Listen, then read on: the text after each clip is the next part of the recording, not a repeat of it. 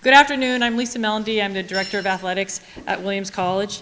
I know a child heading off to college is always a momentous occasion. I've sent 2 in the past 5 years with one left at home with 1 more year, so I'll be going through this, what you're going through today again next year. We just really wanted to take this moment to welcome you to Williams and to our athletic family and the athletic department, and just tell you a little bit about our program and the purpose of this today. Just sort of take you through just a little bit about the program. We have 32 varsity teams. We have roughly 750 athletes competing intercollegiately, with a variety also of club sport teams that have a different kind of vibe, a different level of commitment to them, as well as an intramural program that many of our students participate in. And also, the physical education department is all in our department, physical education, athletics, and recreation.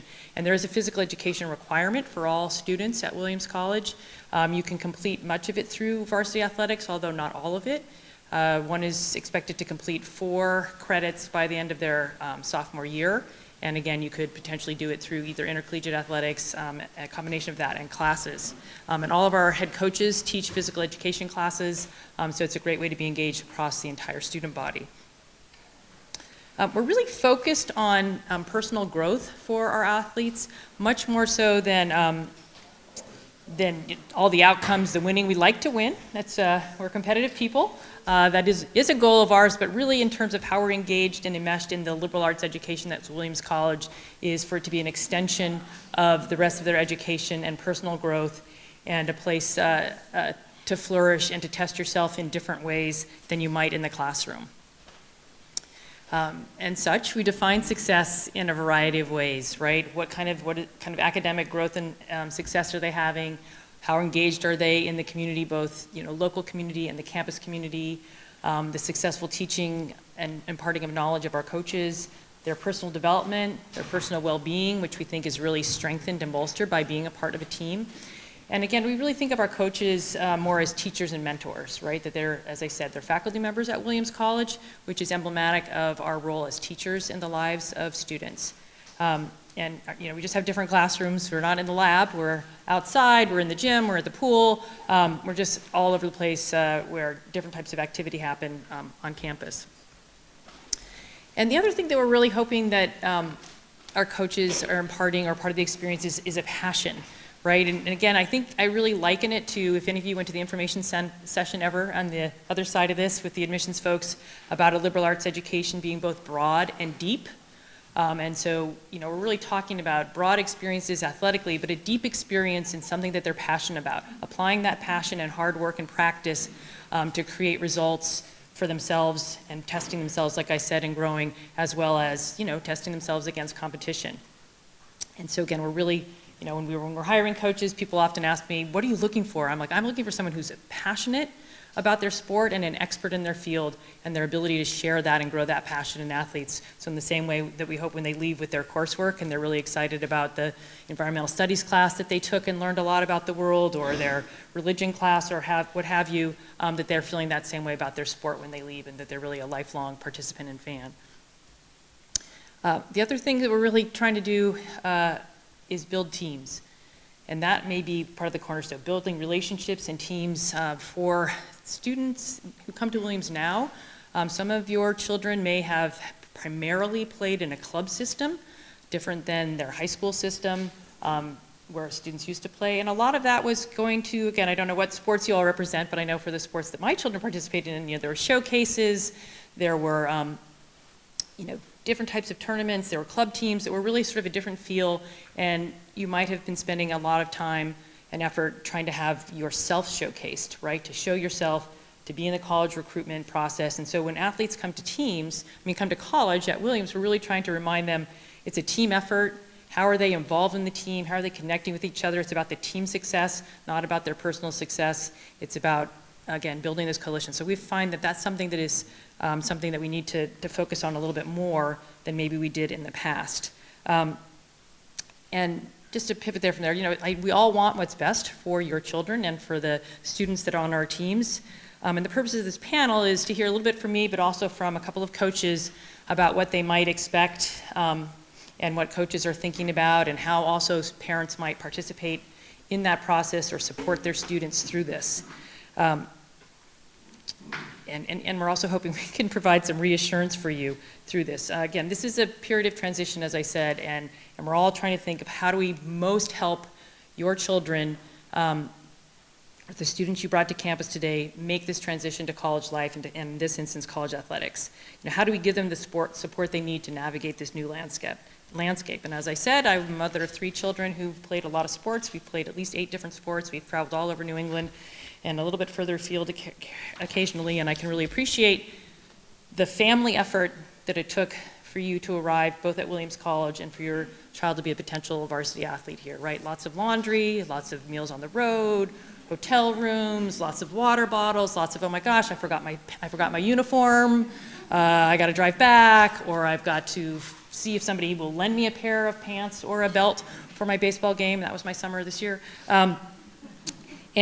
And just, again, I know it's a big effort to get here, and then also, as their role switches now and shifts a little bit, yours will as well. The story that I usually tell at this event is my daughter, who's now a graduate of college and living in New York, but when she was playing club soccer, and I had this epiphany, this moment where I realized that coaches and parents do not see the game the same way.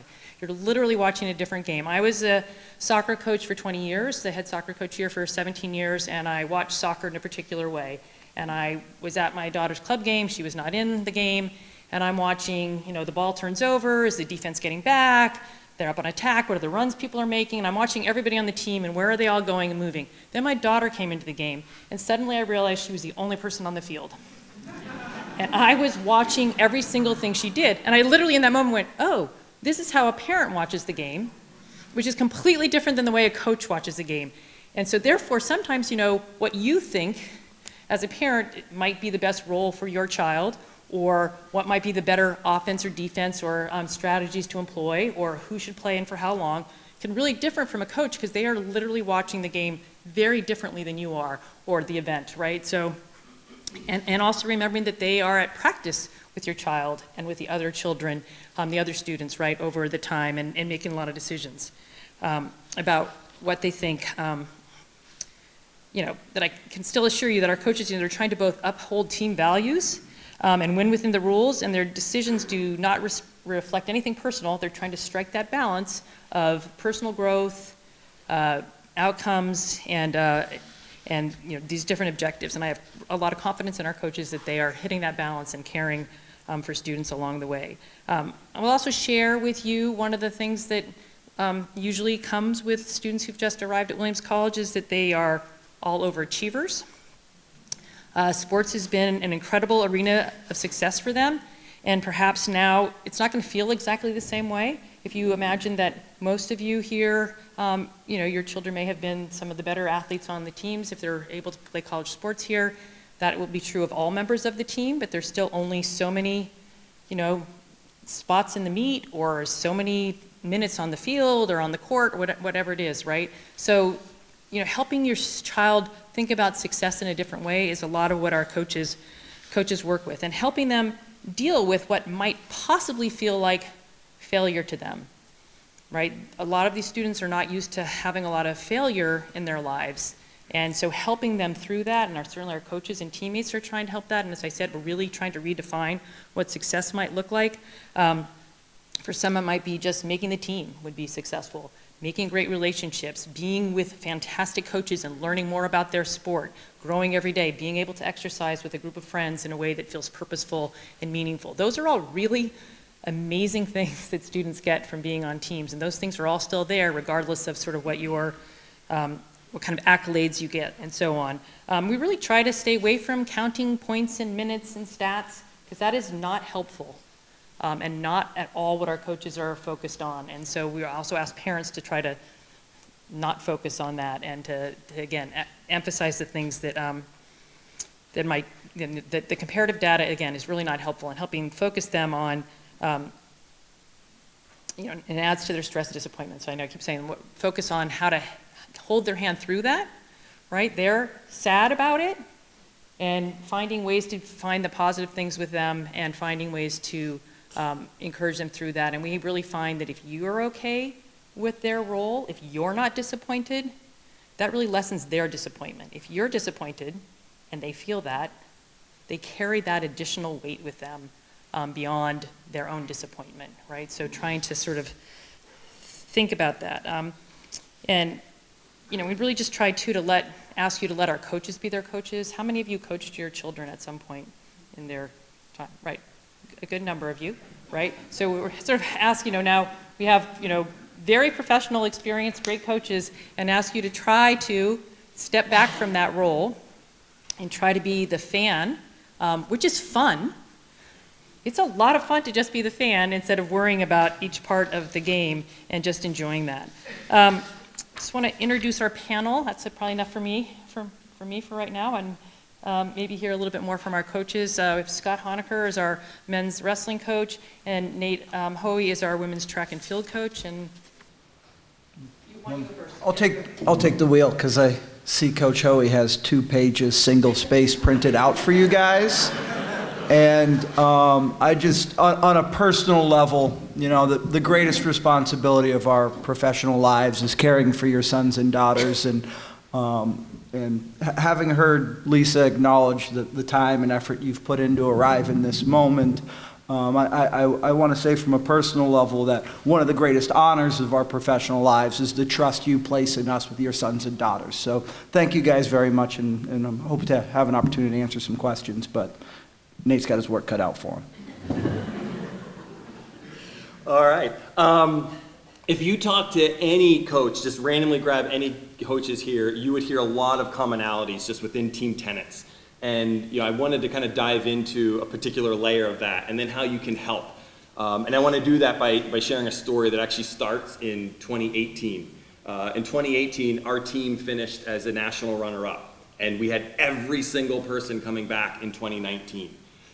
So we're really excited as we're entering that 2019 season. We're also having renovations done to our indoor facility that particular summer and fall. So we're fired up. We're outside. The fall here is phenomenal. The leaves are changing. The colors. We're outside. If you've ever been to our outdoor track, it's fantastic. Training's going really well. We're excited about this new surface. Things are really coming along. We know we have a team that's going to be right in the mix to compete for a national title that year. As we roll into January, we find out there were some complications that just came about that we were not going to have a facility that particular year. So we were obviously all a little disappointed. We literally circled up in Goodrich, and we told the team at that point in time, hey, this is what's going on. We recognized and acknowledged that this is a rough situation. It's also a situation that nobody had any control over. It was beyond all of our means. And we literally just said, I'm going to count to 3. And on 3, I want you to yell as loud and aggressive as you can. Just let out that frustration. I go 1, 2, 3. They yelled so loud, it took me back. To this day, I wish I filmed it just to be able to use as kind of a reflection point back there. But we recognize, okay, this is a hard situation. This is something we have no control over. We're not going to complain about this anymore. We're going to move forward. We're going to focus on what we can control and build from there. And so we figure things out, right? They probably remember any hallway or random space around this campus, there was probably some track people doing something that particular year. And within that year, we had a senior who was really, really good. She was a multi-event athlete, was going to be participating in the pentathlon, a legitimate top contender, finished 1, 2, maybe 3 that particular year. So from our team standpoint, that was something we were like, okay, this is going to be a big spot for us. The pentathlon's an event that you don't compete in a lot of times throughout a year. And so she was going to be able to compete the last weekend of January. It's 5 events in one day. Hurdles go incredible. High jump's incredible. Shot put's great. Gets to the long jump. While warming up for that event, lands awkwardly and injures her ankle really bad to the point that we all thought it was broken. It ended up not being broken, which was great. And because of the uniqueness of what we had access to and what we could do from a training standpoint, she really focused with sports medicine, did a ton of stuff from an alternative training standpoint, got herself back. Because she hadn't had a mark, she couldn't compete at our New England Championship meet in the pentathlon. And so we had her hurdle at that point in time, but we were able to find a national final qualifying event that following Monday to go give a shot at the pentathlon. So she goes down there, hurdles go great, long jump or high jump goes great, shot put goes great, gets to the long jump and fouls all three. So gets no points in that event. Really disappointed. Coaches were like, oh my gosh, I can't believe I feel bad. Thinking how's that going to affect things from a national perspective. When you get to know me, I'm an incredibly optimistic person. I am a glasses half full. If you give me lemons, I'm not just making lemonade. I want to try to find a way to make the best darn lemonade smoothie I can. And so we're just figuring out, what do we do? How do we make things different? Because of the change in all of her training and what we're doing, actually her hurdles took off. And so I qualified individually the hurdles for nationals. So like, okay, we're going to have her run and declare in the hurdles, and we're going to pull her into this relay, which is going to elevate that relay, which was pretty critical in how things ended up unfolding. So we get to nationals, she becomes an All-American and scores points in the hurdles, and the whole meet ended up coming down to that 4x4 relay. And with her contributing, that relay did what they needed to do and helped the entire team win a national championship. And so the moral behind all this is there's no clean linear path to what's going on, whether that's in sport, in school, in life. And so how does this happen? And why does this even matter? Oftentimes when people look at any of our athletic programs, they're looking from the outside and they're looking in, and all they see are the results, right? And those results are merely just a byproduct. They don't see any part of that incredible journey that is a jumbled mess of up and down throughout a year, right? Those results are simply a byproduct of that incredible day-to-day, week-to-week, month-to-month process. And that process is driven by them, the student, their character, who they are as a person. Their character is driven by the people around them and the relationships they have with them. They can either pull them down or they can lift them up, right? And we believe firmly those relationships are developed by true, genuine connection. And you can't develop that connection without meeting someone where they are, expressing empathy, right? And that takes effort and time to put in to be present for that other person, your other teammates. And you'll see this in every program here. They show up for each other, they care for each other, they develop those relationships as she was talking about earlier. And when you do that, you create this space where people will feel comfortable going after it, taking the biggest swing they possibly can, knowing full well they may miss. But in that attempt, they learn, they grow, they get better prepared for the next attempt. But too often what happens is we're afraid to really take that swing. We're afraid of the what ifs. What if I don't? What if I come up short? What if? And it's just this laundry list of possibilities. But what if you connect? What if it goes really well? Right? So when we can create this environment where everybody's there for you and they feel comfortable and safe that they can really go after it and take that big swing, that's when things really come together. That's when they can really be their best self. And so what I learned after the fact from that 2019 team, we had great relationships and connections, right? But what we found out was they had a built-in excuse. I didn't know this at the time. They had this excuse of, well, if I come up short, I don't have a facility. I've got nothing. That's this easy kind of excuse of why I may have come up short. And I didn't know this until after the outdoor season, because afterwards, when we shifted to our outdoor season, well, we just won indoors. We didn't have a facility. Nobody said this vocally, but everybody was thinking, well, we can do it again. And so we got tense and we got tight and we weren't able to really bring our best selves to the day-to-day. And it took the end of that year of just having individual conversations and debriefs of figuring out, oh my gosh, that's what it was and that's what happened. And so entering 2020, we learned from that. We just got away from our joy, that joy of chasing something that's just out of reach. And when you chase something that's just out of reach, you're gonna slip, you're gonna fall, but it's about growing. That's how you grow, that's how you learn, that's how you get better. And so to wrap it up, all of this is just to show two big points. One is focus on the people. When you focus on the people over the performance, without the people, that performance won't happen. Or when you have the people, when you have the support, when you have the connection, everything else is enhanced, including the performance side of it. And my other big takeaway is simply that know and accept that it's not going to be a nice, clean, linear path. Embrace the challenges that are going to come with that. And know, again, when you're striving for something that's just out of reach, you're going to slip, and that's okay. That's where we're growing. And so as parents, when they hit those speed bumps throughout this year, I encourage you to continue to be present for them. Continue to listen, have them just take a breath, and communicate, just focus on what that next step is.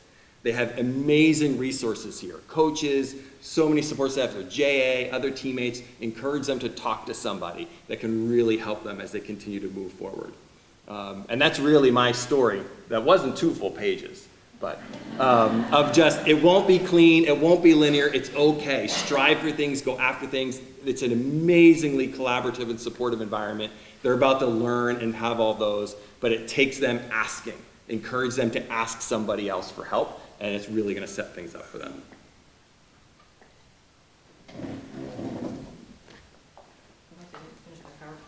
But you said caring for each other. I didn't give you my last slide. Just organizing here for a second, sorry. Can I talk about that slide? Yeah, please go. I just, and obviously you guys are releasing your sons and daughters to make some choices about, the most valuable commodity we have, which is time. And for a Williams student, time is exceptionally valuable because of, the academic rigor, and then what we expect to be on a varsity sports team here is going to be high.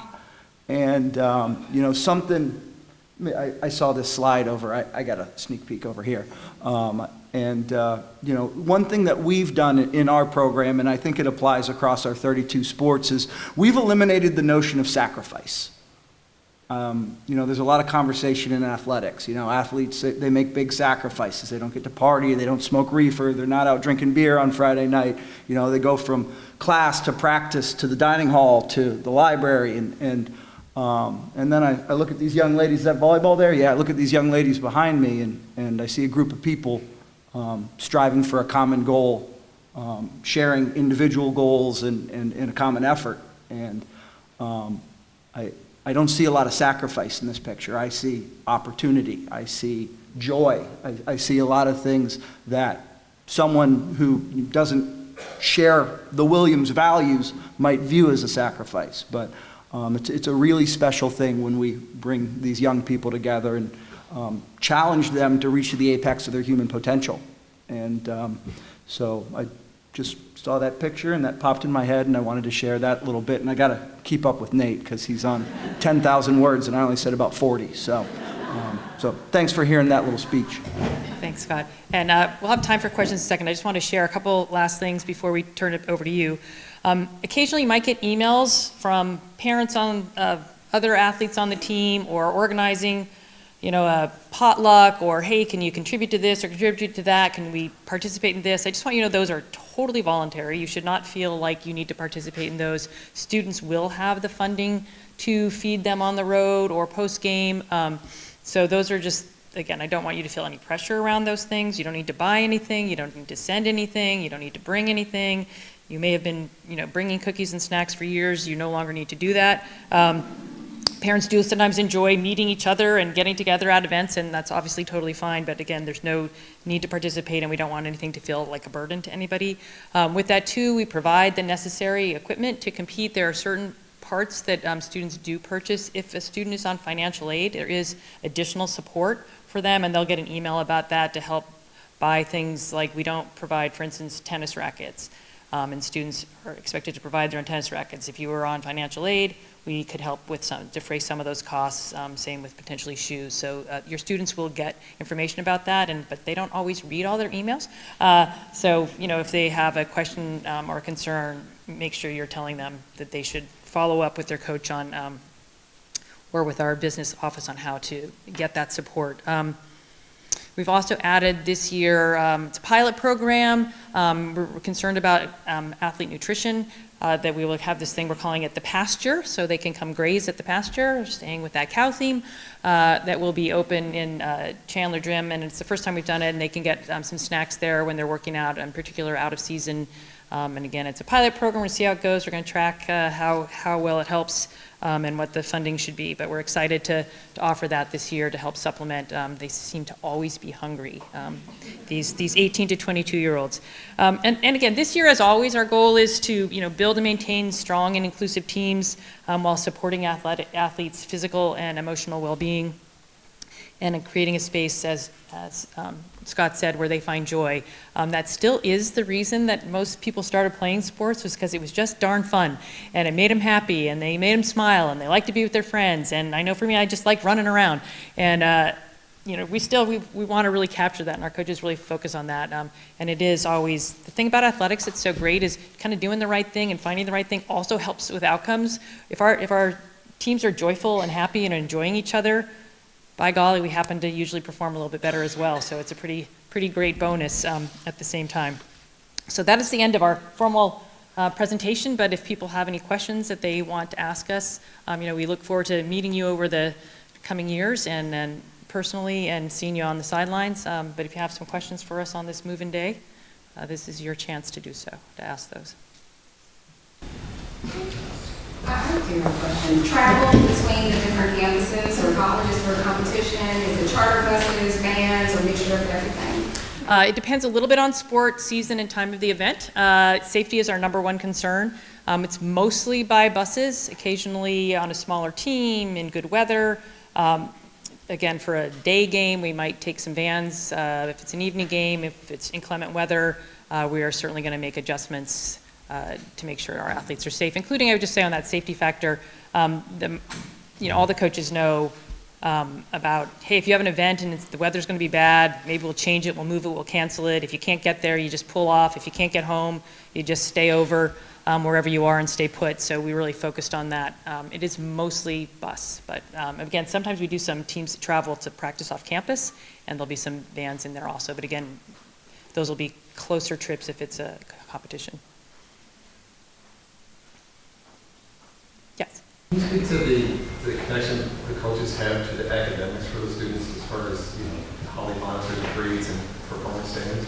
Yeah, we don't have the GPA performance standards to be eligible. Coaches are really just checking in with athletes and trying to build that relationship. Like, hey, let us know if you need some help. Let us know if you need some time. All of our coaches, if a student were saying, I either have an academic conflict. We usually like to say there are no conflicts of purpose, just of time, right? Sometimes things happen at the same time. Academics is always comes first. So if somebody needs to get to something, the coaches are accommodating of that. We ask athletes to try to communicate early, both with their professors and with our coaching faculty. But coaches are generally not monitoring their grades. Some will have relationships with them while the students will share we're always hoping that the students will share with their coaches if they are struggling academically or if they need help or time, so that they can give them the support or help them find either the support on campus or, again, I think the gift that coaches mostly can give is time. Like, yes, go attend to what you need to attend to. Tell me if I've misspoken. Okay. No, just let me touch on, I think every coach here in the early weeks is going to have a conversation with your son or daughter about self-advocacy. Because their strongest advocates are about to leave this auditorium, get in cars, and head back somewhere else, maybe on planes. And one thing we really believe in is, college is in large part a dress rehearsal for life, and we impress on them how important it is that they have clear and honest communication. I emphasize to my wrestlers that I am the best friend you have, and there's no one here who cares more about your individual success than me. And the worst thing you can do is not be forthcoming with a situation and early on, so we can take the necessary steps to address it. We know what to do. Nate's been here 10 years, I've been here quite a while myself. We know where the resources are hidden. We need, so if there's anything that you can take to your conversations with your son or daughter is, our doors are open. And we would appreciate it if they brought their issues directly to us, and we will help them navigate. It's the best part of what we do. I like winning wrestling matches, and I know Nate likes to win a race. But helping your sons and daughters achieve success and using sport as a conduit thereof is what we do. So if you can emphasize that with your student, we will be doing the same. Can you just talk briefly about access to whether it's trainers, PT, sportsmen, whether it varies whether they're in season or not? Is it separate for athletes, same for the whole student community? So how's that work? Yeah. So our athletic trainers work only with our sports medicine office, only with varsity athletes and to a certain extent some club athletes. We have one trainer who's assigned each season to be the point person for club athletes. We now have 8 members of our sports medicine staff. We just got to add somebody. We're excited about that. And they are all assigned teams. And so students know who their assigned person is. They can see anyone when they come into the room and so on, and everyone's there to help, but try to keep that consistent care through one particular person. There's very good access. Our athletic training staff is very good and very accessible. Is that even, so there's the in-season, off-season? Out of season, you would still contact that person if you had an injury that was ongoing. They generally are giving more of their time to the in-season athletes because they're at their practices, they're getting them ready for practice, but we just ask them to schedule an appointment so that they can meet them and not just hang around the training room hoping they have a free minute. But. Yes? Could you speak to the status of the coach field house and what the plan might be going forward for practices that are going to Actually, no, I can't, but it will be in the president's email that will come out in a few days, but we are waiting for her wording. I mean, we have good plans, we have things that are happening. I think we will, in like the next 7 to 10 days, have that plan nailed down and ready for announcement, I am told, on September 11th. You want to know that date too? Yep. But I will just say we're working very hard to make sure we have training facilities and options for our athletes in the short run and the long term. And I feel like we're in a pretty good spot. Not a perfect spot, but in a good spot. I don't know if people know that our field house, where track and, so I'll just share that, the track and field and our spring sports do some prep in and our club teams use is currently condemned and will be torn down starting this month. So we are currently without that indoor space, and so we are scrambling to figure out where everybody's going to go, and we are very close to having some interim solutions as well as some long-term planning in place. The one thing I'll add to that is my story in 2019, we lost it really late, and we were scrambling. We've had a lot of time to plan, at least knowing this year what we're going to do. And it's going to be, from our standpoint, significantly better than what we did, the lessons learned from that experience before.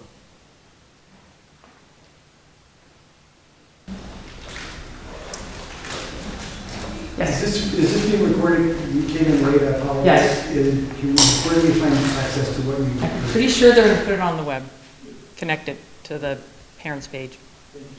Although when I went on last night, they had the parents one from 2020, so hopefully we'll get the update. Nothing's changed since 2020. We were on Zoom, and I was talking a lot about what we were doing during COVID, and I honestly looked back to make sure I wasn't going to wear the same thing I wore last year, if you were going to put it on video, and it was an old one, so. I know you're probably anxious to say your final goodbyes or head home, so I won't keep you, but it's been a pleasure. Oh, was there one more question? Sorry, go I ahead. have one. Yeah. Are there going to be any more requirements from the NCAA for these student athletes while they're here that we should be aware of as parents? Any information we have to provide them going forward, or will it all be handled by the athletic staffs? In terms of what NCAA requirements are you talking about? Submitting grades, No. eligibility, stuff like that? No. I mean, there are eligibility requirements, things like you need to be an enrolled student, you need to be actively going to class, you can only have so many seasons of eligibility. We have a compliance coordinator who deals with this. There's paperwork they need to fill out that says they're not gambling, they didn't cheat, they didn't get a car for coming here, anything like that. So they'll fill that paperwork out. There's integrity and team requirements that they need to uphold, team values, but they're not like you don't need to register with the NCAA like you may have done through high school to share your grades. I don't know if the rules will change. They won't change on that, but other upcoming, at this point, there's nothing. But well, again, thank you. Oh, sorry, I have one more. I keep telling you. No, it's okay. You said that being on a team doesn't fulfill the athletic requirement? Yeah. What do they have? Yeah, it almost does. The way it's written is you cannot get all of your physical education credits through one type of activity. So if you're on a team, you get 2 credits for a season, but you can really only get up to 3 credits. You'd have to take one other class. Or if you're a 2-sport athlete, you would satisfy it because you did 2 different activities. So it's still pretty minimal in terms of, in addition to your varsity participation, you'd have to take one other class, which are a 6-week class. And I will recommend the Taconic Golf Course to learn how to golf. I would recommend squash courts, tennis courts, things that maybe your student has, skiing, maybe things that your student hasn't done before, had the opportunity to do. The outing club counts as physical education credits. And as you've driven in, you've noticed there are lots of beautiful mountains. There's a lot of great outdoor activities. So there's tons of great things that students can do, as well as some other more traditional classes that they probably have done before. Well, great. Again, thank you. We look forward to seeing you on the sidelines somewhere. Enjoy your move-in.